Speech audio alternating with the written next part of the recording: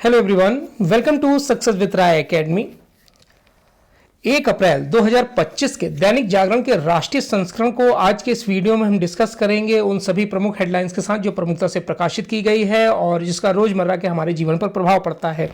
दैनिक जागरण के राष्ट्रीय संस्करण में हम खास तौर पर पहले पेज का, फिर राजनीतिक पेज का, दिल्ली राष्ट्रीय राजधानी पेज, आर्थिक और बिजनेस और एडिटोरियल, ये पेज डिस्कस करते हैं।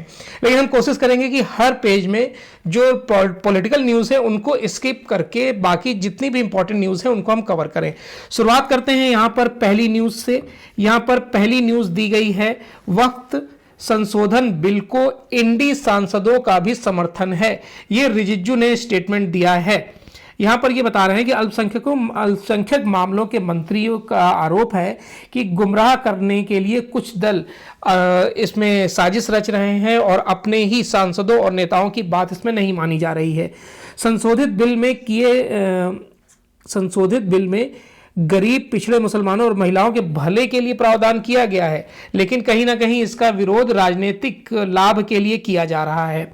उसके बाद विरोध पर बोले जगदम्बिका पाल, पहले संशोधित बिल आने तो दीजिए, क्योंकि उन्होंने जिस तरीके से विरोध किया जा रहा है उसके बाद सभी नेता यानी कि पक्ष ये चाहता है कि जो बिल है वो आ जाए और अल्पसंख्यकों की जो इसमें स्थिति सुधारने को लेकर, कुछ नियम बनाने को लेकर जो बिल है उसकी बात की जा रही है। चलिए नेक्स्ट न्यूज़ है, पिता के रहते उत्तराधिकारी के बारे में बात करना हमारी संस्कृति नहीं है। देवेंद्र फडणवीस, ये हैं महाराष्ट्र के मुख्यमंत्री, और यह मुगल संस्कृति है कि उत्तराधिकार के लिए पुत्र ही पिता को मार देता है। प्रधानमंत्री मोदी के उत्तराधिकार पर चर्चा करने की जरूरत नहीं है, क्योंकि ये हमारी संस्कृति नहीं है, ये मुगल काल की संस्कृति थी। आगे उन्होंने बताया कि शिवसेना के संजय राउत के बयान पर उन्होंने प्रतिक्रिया देते हुए ये बात बोली है।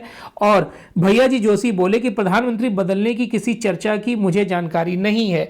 मोदी के पास 1000 वर्ष का विजन है भारत के लिए, ये स्वामी अवधेशानंद जी ने बोला है। तो जैसा कि महाराष्ट्र में औरंगजेब की कब्र को लेकर जो चल रहा है विवाद, उसके बाद फडणवीस का ये एक तरफा बयान आया है कि ये जो संस्कृति है उत्तराधिकार की, ये मुगलों में थी, भारत में नहीं, हिंदुओं की नहीं थी। उसके बाद नेक्स्ट न्यूज़ है, दिल्ली में 4.5 करोड़ की मशीनों के लिए 18 करोड़ रुपए किराया भरा गया है। मतलब इसमें यह बताया जा रहा है कि किस कदर दिल्ली गवर्नमेंट, जो पहले गवर्नमेंट थी आम आदमी पार्टी की, वो किस तरीके से धांधली में लिप्त थी, उसके बारे में यहाँ जानकारी दी गई है। यहाँ बताया गया है कि आप सरकार ने 2000 दुकानों के लिए किराए पर ली थी EPOS मशीन, जिसमें आप कार्ड स्वैप करके पेमेंट करते हैं। इस मशीन का अगर हम बात करें, इसको अगर खरीदने की, तो 22,000 रुपए की एक मशीन पड़ती है और इसके लिए किराया कितना दिया गया है, 1844 रुपए किराया दिया गया है। तो आप समझ सकते हैं कि कितना भारी भरकम राशि इसमें खर्च की गई है और कहीं ना कहीं इसमें धांधली या घोटाले की संलिप्तता देखी जा रही है। नेक्स्ट न्यूज़ है कि हर देश पर लगाएंगे पारस्परिक कर, पर थोड़ी बरतेंगे नरमी, ये स्टेटमेंट दिया है ट्रंप ने। ट्रंप जिस तरीके से टैरिफ लगा रहे हैं शुल्क वसूलने के लिए, 25% तक टैरिफ लगाया जा रहा है, और जिस तरीके से वो ईरान या यूरोप, जहाँ तक कि भारत को भी इसमें नहीं बख्शा गया है, लेकिन अब वो यहाँ पर कुछ नरमी बरतने की बात कर रहे हैं। कल मध्य रात्रि से सभी देशों पर लागू होगा अमेरिका के पारस्परिक कर का ये बोझ। ट्रंप ने कहा अमेरिकी उत्पादों पर लगने वाले शुल्क से कम होंगी दरें।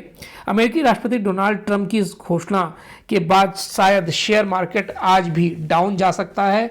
अगर आप शेयर मार्केट देखते होंगे तो आपको अंदाजा लग गया होगा। उसके बाद हम आते हैं, ममता बोली जुमला पार्टी के बनाए गंदे धर्म को नहीं मानती। शुभेंदु ने पूछा कि कौन सा गंदा धर्म। बंगाल की जो मुख्यमंत्री हैं उन्होंने ये स्टेटमेंट दिया है, भाजपा ने ममता के बयान को बताया मुस्लिमों को खुश करने का हथकंडा। और तृणमूल कांग्रेस बोली कि वोटों की मार्केटिंग के लिए हिंदू धर्म का इस्तेमाल कर रही है भाजपा। आपको पता होगा पश्चिम बंगाल में 2 वर्षों से भी ज़्यादा कार्यकाल से ममता बनर्जी वहाँ मुख्यमंत्री हैं और भाजपा वहां सत्ता में परिवर्तन चाहती है लेकिन कर नहीं पा रही है। ममता बनर्जी की पकड़ वहां पर बहुत अच्छी है, किसानों की नेता मानी जाती हैं, दलितों की, पिछड़ों की, और जिस तरीके से इनकी इमेज बनी हुई है, और वैसे भी वो नरेंद्र मोदी के खिलाफ कोई ना कोई स्टेटमेंट देती रहती हैं, इसलिए चर्चा में बनी रहती हैं। फिर न्यूज़ आती है, इस बार भी सामान्य होगी मानसून की बारिश। देखिए, जो प्रशांत महासागर में लानीना की स्थिति अत्यंत कमजोर और बहुत छोटी अवधि तक ही टिके रहने की संभावना है। इस बार सामान्य से अधिक लू भी कर सकती है लोगों को परेशान। उत्तर भारत में अप्रैल से ही गर्म हवाएं चलने लगी हैं। इसमें इस बार समय से पहले लू चलेगी, जैसा कि ग्रामीण इलाकों में अगर आप जाएंगे तो जो आप शहरों में जो हवा महसूस करते हैं वो लू का रूप ले लेती है ग्रामीण इलाकों में, क्योंकि खुला एरिया होता है और जो हवा है वो काफ़ी तेज चलती है। गर्मियों में बिजली की मांग में भी 10% की जो बढ़ोतरी है वो संभव है, क्योंकि एसी, पंखे, लाइट, सब कुछ बहुत ज़्यादा प्रेशर हो जाता है। एक घर में 2-2, 3-3 एसी चलते हैं, तो जाहिर सी बात है लोड बढ़ना तय है। नेक्स्ट है कि इलाज के लिए मुआवजे से नहीं कटेगी मेडिक्लेम राशि। हाई कोर्ट ने यह स्टेटमेंट दिया है। मुंबई हाई कोर्ट ने, बॉम्बे हाई कोर्ट ने बीमा धारकों के हित में कोर्ट का अहम फैसला आया है। मोटर वाहन कानून के प्रावधानों का दिया गया है इसमें हवाला। जो मुआवजा राशि जो मिलती थी उसमें मेडिक्लेम की राशि काट ली जाती थी, लेकिन अब दोनों अलग अलग मिलेगी, दोनों के लिए अलग अलग प्रावधान किया गया है। और मामला क्या है ये जान लीजिए कि बॉम्बे हाई कोर्ट मोटर दुर्घटना दावा न्यायाधिकरण के एक निर्णय के खिलाफ new India insurance company limited द्वारा दायर अपील पर सुनवाई कर रहा था, जिसमें चिकित्सा व्यय से अलग मुआवजा देने का आदेश दिया गया था। बीमा कंपनी ने दावा किया था कि चिकित्सा व्यवस्था भी मेडिक्लेम पॉलिसी के हिस्से के रूप में प्राप्त बीमा राशि के अंतर्गत आते हैं। नेक्स्ट न्यूज पर आते हैं, जो है दिल्ली गवर्नमेंट की न्यूज। महापौर चुनाव की उल्टी गिनती शुरू, ट्रिपल इंजन की सरकार के आसार। आज सचिव महापौर चुनाव की तारीख तय करने के लिए भेज सकते हैं फाइल। उप महापौर स्थायी समिति के लिए रिक्त पद के लिए भी होगा चुनाव। कैसे होता है महापौर का चुनाव ये जान लीजिए। देखिए, वर्तमान महापौर चुनाव के लिए तारीख और समय तय करेंगे। इसके बाद निगम उपराज्यपाल से पीठासीन अधिकारी की नियुक्ति की मंजूरी लेगा और पीठासीन अधिकारी तय तारीख और दिन में महापौर का चुनाव करेंगे। निर्वाचन के बाद पीठासीन अधिकारी महापौर को आसन सौंप देंगे और इसके बाद महापौर उप महापौर का चुनाव करेंगे। इसमें महापौर और उप महापौर चुनाव के लिए कौन मतदान करता है? देखिए, पार्षद, मनोनीत विधायक, लोकसभा सदस्य, राज्यसभा सदस्य, ये लोग इसमें वोटिंग करते हैं।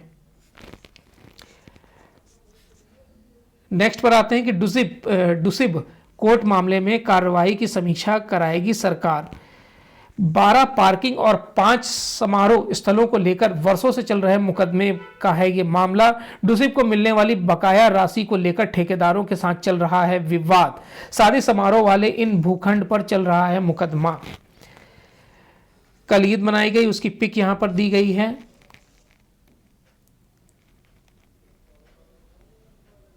यहाँ पर दिल्ली में 27.4 करोड़ रुपए की ड्रग्स के साथ एक नाइजीरियाई पकड़ा गया है। पंजाबी बाग में गैस रिसाव से भाई बहन जिंदा जल गए हैं। कूलर बनाने वाली आग, फैक्ट्री में लगी आग को 6 घंटे में काबू में पाया गया है। उसके बाद हम नीचे आते हैं, जो न्यूज़ हैं। पहली तिमाही में दिल्ली वालों को मिली 5 वर्षों में सबसे साफ हवा। यहाँ बताया जा रहा है कि दिल्ली में जनवरी से मार्च की अवधि के दौरान औसत वायु गुणवत्ता सूचकांक 231 दर्ज किया गया है, जो पिछले 5 वर्षों में सबसे साफ सुथरा माना जा सकता है। आप जानते होंगे कि AQI की अगर हम बात करें, एयर क्वालिटी इंडेक्स की, तो वो 300 से ऊपर जब हम देखते हैं तो गंभीर स्थिति, 350 से बहुत गंभीर स्थिति, और जब 400 प्लस चला जाता है तो दम घोटू स्थिति मानी जाती है।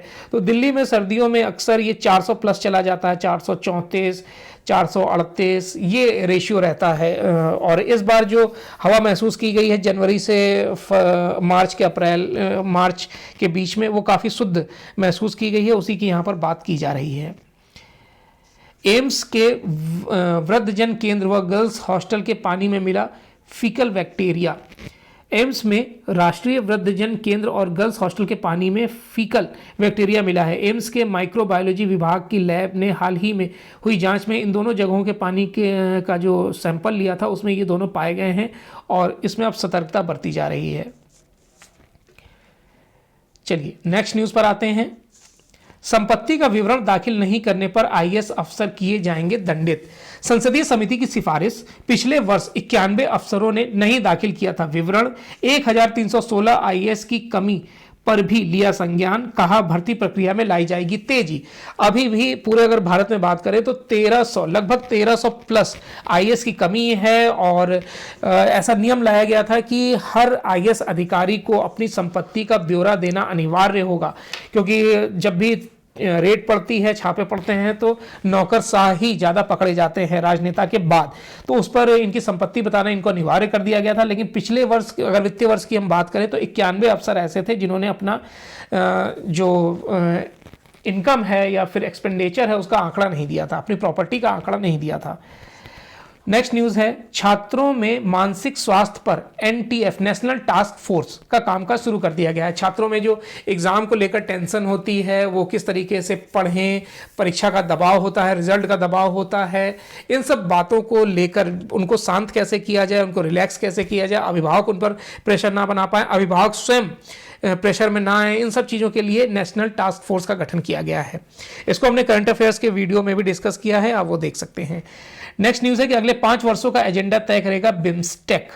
बिम्स्टेक जो है वो भारत, नेपाल, भूटान, बांग्लादेश, म्यांमार, थाईलैंड और श्रीलंका के संगठन है और बैठक में होने वाले सम्मेलन में प्रधानमंत्री मोदी भी शामिल होंगे। एजेंडे को बैंकॉक दृष्टिपत्र 2003 का नाम दिया गया है।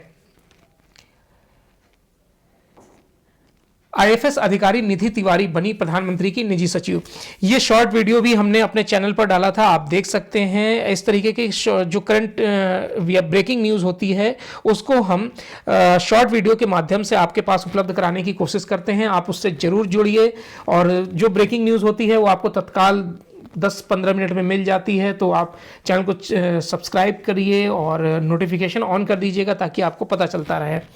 आईएफएस अधिकारी निधि तिवारी बनी प्रधानमंत्री की निजी सचिव। ये 2014 बैच की आईएएस अधिकारी हैं। बच्चों के भोजन में अब 10% कम खाद्य तेल का होगा उपयोग।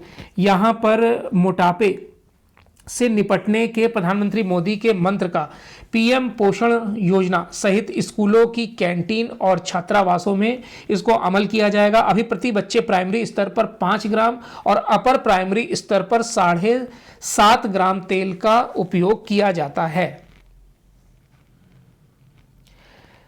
शहरी कार्य मंत्रालय में रेरा के लिए बनेगा अलग सेल। रेरा जो है वो रियल एस्टेट के लिए बना था कानून, जिसमें जो ग्राहक होते हैं, कस्टमर होते हैं, उनको टाइम से जो फ्लैट नहीं दिए जाते हैं उसको लेकर ये कानून बनाया गया था और इसका प्रभाव भी रहा। बहुत लोगों को समय से उनके फ्लैट मिले, नहीं तो पहले 10 साल लग जाते थे फ्लैट मिलने में, 10 से 12 साल, कहीं 15 साल। लेकिन अब वो जो एवरेज है वो 2 से 3 साल, 4 साल रह गया है कि आपको फ्लैट मिल ही जाएगा। या फिर जब बिल्डर क्लेम करते हैं कि हाँ इस तारीख तक या इस महीने या इस वर्ष तक हम आपको फ्लैट दे देंगे, वो बाध्यता हो जाती है उनको देने की। चलिए नेक्स्ट न्यूज़ पर आते हैं। ढाका जा रहे पाकिस्तान के विदेश मंत्री डार।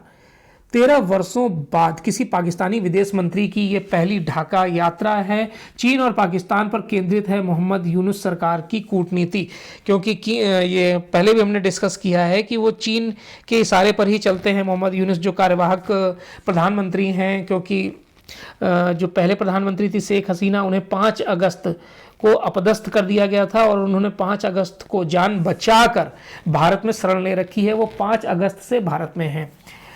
आयातित सैन्य उपकरण रूस भेजने की न्यूयॉर्क टाइम्स में छपी रिपोर्ट गलत।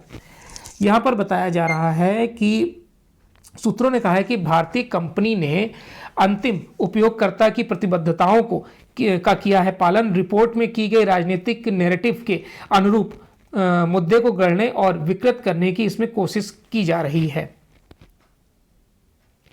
मोबाइल बताएगा आपके नज़दीक में कहाँ उपलब्ध है एंटी रैबिज इंजेक्शन। तो ये कोविन और यूविन की तरह सरकार ने विकसित किया यूविन प्लेटफॉर्म। जल्द 5 राज्यों में पायलट प्रोजेक्ट के रूप में लॉन्चिंग की तैयारी है। एंटी रैबिज और स्पर्दंस इंजेक्शन नहीं मिलने से प्रतिवर्ष हजारों की मौत हो जाती है। तो ये बहुत अच्छा इनिशिएटिव है या शुरुआत है जिसमें लाखों लोगों की जान बचाई जा सकती है। वक्फ बिल के विरोध में लामबंदी के बीच विपक्ष के निशाने पर जदयू और तेदेपा। जयराम रमेश ने कहा कि इंडी के सभी दल करेंगे विरोध, जदयू तेदेपा बताएं क्या करेंगे। हालांकि ये दोनों ही पार्टियां जो हैं वो इसको समर्थन करेंगी क्योंकि ये एनडीए के घटक दल हैं। कांग्रेस ने ग्रामीण आबादी को नहीं पढ़ने दिया, निषाद बोल रहे हैं। ये निषाद पार्टी के अध्यक्ष उत्तर प्रदेश सरकार में मत्स्य विकास मंत्री डॉक्टर संजय निषाद ने बोला है कि आज़ादी के बाद से कांग्रेस ने कभी भी गरीबों को आगे नहीं बढ़ने दिया। वो ना तो उन्होंने उनको अच्छी शिक्षा लेने दी, ना उनके विकास के लिए कोई कार्य किया है। नेक्स्ट न्यूज़ पर आते हैं। महाराष्ट्र के रोड मैप से बिहार विधानसभा चुनाव जीतने की तैयारी। महाराष्ट्र में जो स्कीमें लाई गई और जिस तरीके से वहाँ पर मैनिफेस्टो तैयार किया गया वो अब कहीं ना कहीं बिहार में भी लागू करने की बात की जा रही है। जैसा कि लालू जी की पार्टी है, उन्होंने बोल रखा है कि अगर हम सत्ता में आते हैं तो प्रत्येक महिला को 2,500 रुपये प्रति माह देंगे, जैसा कि झारखंड में मैया योजना में दिया जा रहा है। लेकिन वहाँ पर भी सबको लाभ नहीं दिया जा रहा है। देखिए, ये सब चुनावी वादे होते हैं सत्ता में आने के लिए, आपको इन सबसे बचना चाहिए। अब जैसे अगर आप बिहार से हमारा वीडियो देख रहे हैं तो आप भी ये जरूर देखिएगा कि किसके शासन में आने से आपका विकास होगा, गुंडागर्दी रुकेगी, वहाँ पर शासन अच्छा चलेगा, आपका काम अच्छे से होगा, ना कि आपको हर चीज़ के लिए घूस देनी पड़ेगी, सरकारी नौकरियों में भी आपको पैसा देना पड़ेगा, फेयर सिलेक्शन नहीं होगा। इन सब बातों को जानकर देखकर ही आपको वोट देना चाहिए। नेक्स्ट न्यूज़ है, बंगाल में बढ़ा रामनवमी का सियासी महत्व, पाठ्यपुस्तकों का सांप्रदायिकरण कर रही है सरकार। ये सोनिया गांधी ने आरोप लगाया है। सोनिया गांधी ने कहा कि सार्वजनिक शिक्षा प्रणाली में गिरावट बंद होनी चाहिए। जिस तरीके से शिक्षा का स्तर गिर रहा है उसको बंद किया जाना चाहिए। MA बेबी बन सकते हैं माकपा के महासचिव। अशोक घवले और बंगाल के नेता मोहम्मद सलीम के नाम की भी है चर्चा। कल से मदुरई में शुरू हो रहा है माकपा का 24वां पार्टी सम्मेलन। उत्तराखंड में खनन मुद्दे पर अपनों से ही घिरे भाजपा सांसद त्रिवेंद्र सिंह रावत। ये इंपॉर्टेंट न्यूज़ नहीं है। फिर आते हैं तीसरे दिन।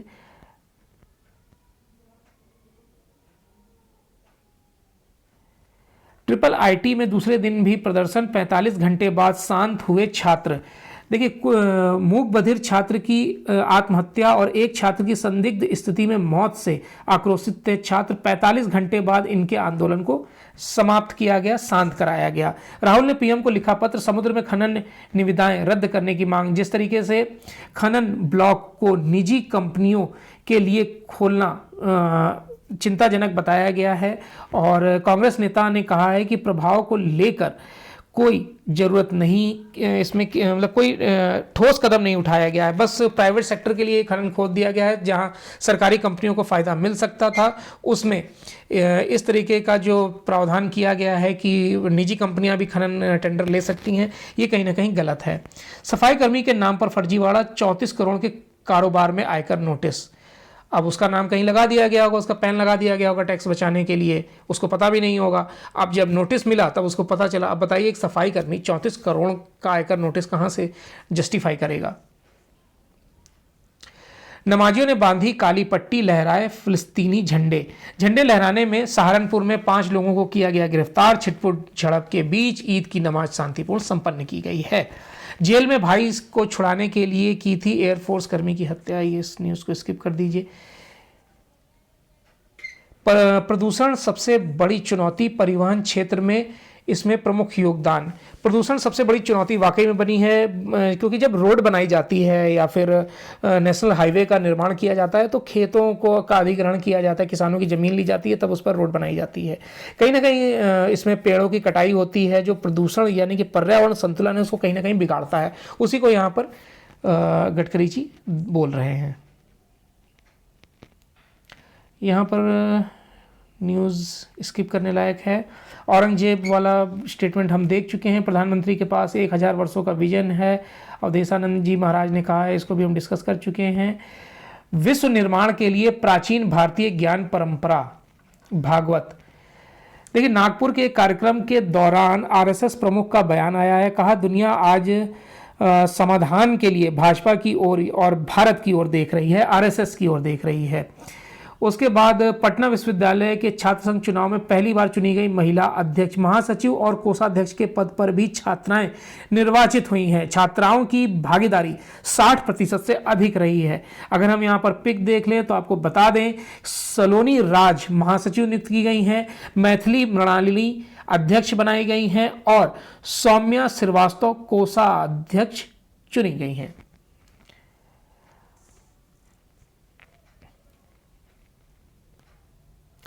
धरातल पर नहीं उतरी आपदा प्रभावितों के विस्थापन की योजनाएं। देखिए, विस्थापन के लिए प्रशासन की ओर से बेशक कोशिश और तलाशी कई भूमि की जा रही है, जिसमें किसी भी दृष्टिकोण से किसी को आपत्ति नहीं होनी चाहिए, और लेकिन फिर भी योजनाएं कहीं ना कहीं विफल हो जाती हैं। यहाँ पर और डाटा दिया गया है, देख लेते हैं कि 516 परिवार किए जाने हैं विस्थापित। विस्थापितों के लिए चयनित भूमि बमोथ में 26 हेक्टेयर, सर्वे के बाद जरूरत पड़ने पर यहाँ 50 हेक्टेयर से अधिक भूमि उपलब्ध है। चयनित भूमि पर वन विभाग व भूदर्भ संबंधित कोई अड़ंगा नहीं है। आपदा प्रभावित और संबंधित क्षेत्र के ग्रामीणों की ओर से भूमि का विरोध किए जाने के बाद विस्थापन की फाइल लटकी हुई है। केंद्र सरकार की ओर से बजट में दिए गए आपदा पैकेज में विस्थापन की व्यवस्था इसमें की गई थी। अब देखिए, जब भूमि ही कट रही है, फट रही है, तो उसमें समा जाएगा घर, उससे बढ़िया है कि विस्थापित हो जाए। समान नागरिक संहिता से रुकेंगे श्रद्धा हत्याकांड जैसे अपराध। लिव इन में रहने वालों का पंजीकरण जरूरी, पुष्कर सिंह धामी। बरेली में मंच से गदा दिखाकर कहा, यह कानून महिलाओं को बनाएगा सशक्त। और आपको बता दें कि उत्तराखंड भारत का पहला राज्य है जहां पर समान नागरिक संहिता को लागू किया गया है। तो अगर आपसे क्वेश्चन ये पूछा जाता है कि कौन सा राज्य समान नागरिकता संशोधन या संहिता लागू करने वाला पहला राज्य है, तो आपका राइट आंसर होगा उत्तराखंड। चलिए नेक्स्ट क्वेश्चन पर आते हैं, हेडिंग पर आते हैं।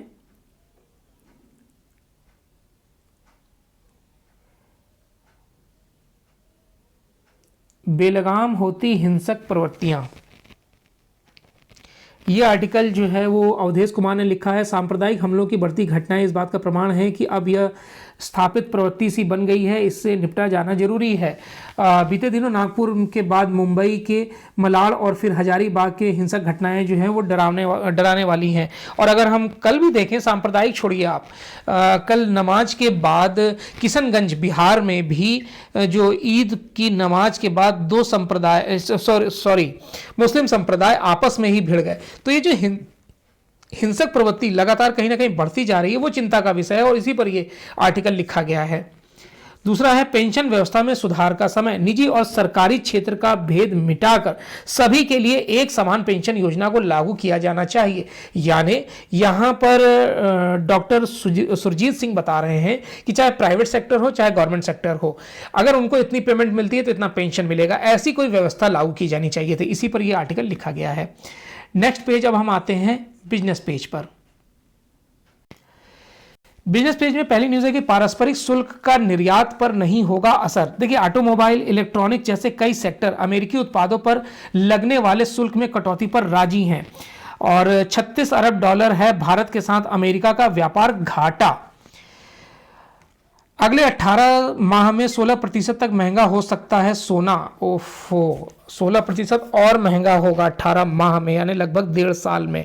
तो आप समझ सकते हैं जो अभी 90,000 या 84,000 लगभग चल रहा है सोना 22 कैरेट का, वो कहीं ना कहीं आपको 1 लाख प्लस देखने को मिलेगा। उस निश्चित तौर पर आपको 1 लाख प्लस सोना देखने को मिलेगा और चांदी तो 1 लाख प्लस चल ही रही है। एपीएम का मूल्य बढ़ाने से महंगी हो सकती है सीएनजी पीएनजी। 24 साल में 1 लाख करोड़ के मार्केट कैप, शेयर मार्केट की न्यूज़ है, स्किप करेंगे इसको। पटियाला गुरुद्वारे में गांव खाली, इस न्यूज़ को भी स्किप करेंगे। और अब आते हैं हम इंटरनेशनल पेज पर जहां न्यूज़ है कि तीसरी बार अमेरिकी राष्ट्रपति बनने के लिए तरीके हैं, यानी कि आपको याद होगा कि बराक ओबामा जब राष्ट्रपति बने थे वो भी दूसरे कार्यकाल के लिए, लगातार दूसरे कार्यकाल के लिए चुने गए थे, लेकिन ऐसा प्रावधान है नियम में कि आप तीसरी बार राष्ट्रपति नहीं बन सकते हैं। अमेरिका के कानून में, संविधान में इसका प्रावधान है। लेकिन अब डोनाल्ड ट्रंप ये कह रहे हैं कि वो 28 में फिर राष्ट्रपति चुनाव लड़ने के लिए तैयार हैं। अब वो किस तरीके से तैयार हैं ये वही जाने, जब संविधान में संशोधन कर सकते हैं, कुछ भी कर सकते हैं। म्यांमार में भूकंप के दौरान 700 से अधिक नमाजियों की जान गई थी। उस समय नमाज का समय था, सब मस्जिद में थे, मस्जिद गिरी भूकंप से और उसी में दब के मर गए। हाँ, ये जरूर जान लीजिए कि जो भारत म्यांमार के लिए सहायता कर रहा है, सहायता भेजी जा रही है, उसे ऑपरेशन ब्रह्मा का नाम दिया गया है। भारतवंशी अजय आनंद वार्टन AI के कार्यकारी नियुक्त किए गए हैं। स्किप करिए इस न्यूज को।